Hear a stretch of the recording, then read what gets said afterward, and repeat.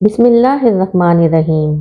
مرنے کے بعد انسان کو سب سے پہلے قبر کے مرحلے سے گزرنا پڑتا ہے، اسی لیے نبی صلی اللہ علیہ وآلہ وسلم نے اس کی خوفناک، خطرناک اور سخت حالات سے امت کو آگاہ فرمایا ہے۔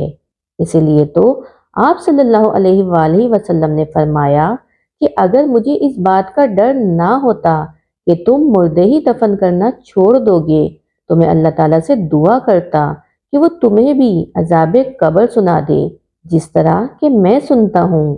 صحابہ اکرام رضی اللہ تعالیٰ عنہ بھی قبر کے تصور سے لرزہ بر اندام رہتے تھے۔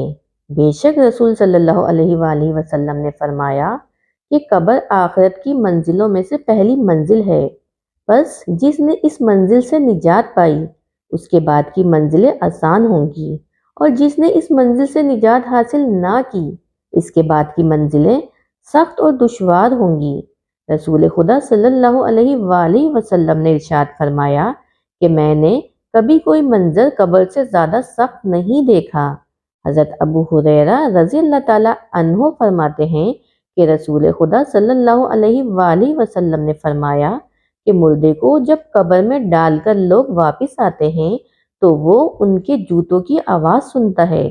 اگر وہ مردہ مومن ہوتا ہے تو نماز اس کے سر کے پاس، روزہ اس کی دائیں جانب، زکوٰۃ اس کی بائیں جانب، اور دوسرے نیک اعمال، صدقہ و خیرات، صلہ رحمی اور لوگوں سے اچھا سلوک وغیرہ اس کے پاؤں کے پاس آ جاتے ہیں۔ جب اس کے سر کی طرف سے کوئی آتا ہے تو نماز اس کے قریب آنے سے روکتی ہے، اس کی دائیں جانب کوئی آتا ہے تو روزہ اس کو اپنے پاس آنے سے روکتا ہے اور آڑ بن جاتا ہے، اور جب بائیں جانب سے کوئی آتا ہے تو زکوٰۃ راستہ روک لیتی ہے اور اس کو قریب آنے سے روکتی ہے، اور جب اس مردے کے پاؤں کے پاس کوئی آتا ہے تو اس کے نیک اعمال یعنی صدقہ و خیرات، صلہ رحمی اور لوگوں کے ساتھ حسن سلوک وغیرہ آڑ بن جاتے ہیں۔ پھر اس سے کہا جاتا ہے کہ بیٹھ جاؤ، چنانچہ وہ بیٹھ جاتا ہے اور اس کو سورج ایسے دکھائی دیتا ہے جیسے غروب ہونے کو ہے۔ پھر اس سے کہا جاتا ہے کہ تم اس شخص کے بارے میں جو تم میں مبعوث ہوا تھا کیا کہتے ہو اور اس کے متعلق کیا گواہی دیتے ہو؟ وہ کہتا ہے مجھے ذرا نماز پڑھ لینے دو۔ اسے کہا جاتا ہے کہ تم عنقریب یہ کام کر لو گے۔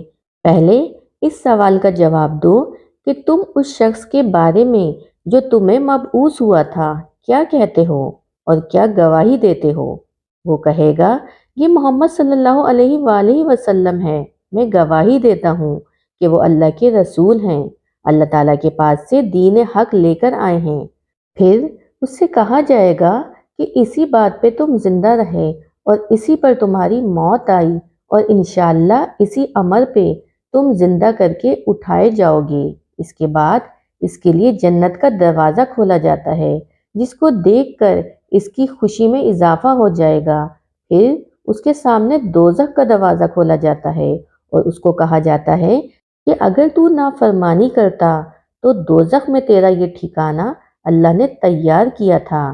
اس کو دیکھ کر اس کی خوشی اور شک میں اضافہ ہو جاتا ہے اور اس کے لیے قبر 70 ہاتھ کشادہ کر دی جاتی ہے اور منور کر دی جاتی ہے، اور دوبارہ اس کا جسم پہلی حالت میں لوٹا دیا جاتا ہے اور اس کی روح کو عمدہ اور پاکیزہ خوشبو میں رکھ دیا جاتا ہے، یعنی ان پرندوں کے پیٹ میں جو جنت کے درختوں پر چڑھتے پھرتے ہیں۔ اس آیت مبارکہ کا یہی مفہوم ہے۔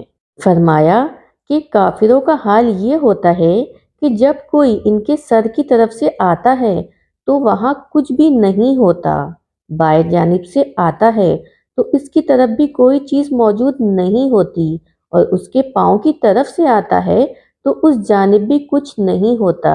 اس کو کہا جاتا ہے کہ بیٹھ جاؤ، بس وہ خوف زدہ اور سہمے ہوئے بیٹھتا ہے۔ اس سے کہا جاتا ہے کہ یہ شخص کون ہے جو تم میں بھیجے گئے تھے؟ اسے اس کا نام نہیں سوجے گا، یہاں تک کہ اس کو بتایا جائے گا کہ وہ محمد صلی اللہ علیہ وآلہ وسلم ہیں، تو وہ کہے گا کہ مجھے نہیں معلوم۔ لوگوں کو کچھ کہتے ہوئے میں نے سنا تھا، چنانچہ میں نے بھی ان کی طرح کہہ دیا۔ اسے کہا جاتا ہے کہ تو اسی بات پر زندہ رہا اور اسی بات پہ تجھے موت آئی اور انشاءاللہ اسی حالت میں دوبارہ زندہ ہوگا۔ پھر اس کے لیے دوزخ کا دروازہ کھولا جاتا ہے اور اس سے کہا جاتا ہے کہ دوزخ میں یہ تیرا ٹھکانہ ہے۔ اس کو دیکھ کر اس کی حسرت اور ہلاکت میں اضافہ ہو جاتا ہے۔ پھر جنت کا دروازہ کھولا جاتا ہے اور اسے کہا جاتا ہے کہ اگر تو فرما برداری کرتا تو جنت میں یہ ٹھکانہ اللہ تعالیٰ نے تیرے لیے تیار کیا تھا۔ اس کو دیکھ کر اس کی حسرت اور ہلاکت اور بھی بڑھ جاتی ہے۔ پھر اس کی قبر اس قدر تنگ کر دی جاتی ہے کہ اس کی ادھر کی پسلیاں ادھر نکل جاتی ہیں۔ اللہ فرماتا ہے کہ جو شخص میری اس نصیحت سے اعتراض کرے گا تو اس کے لیے تنگی کا جینا ہوگا۔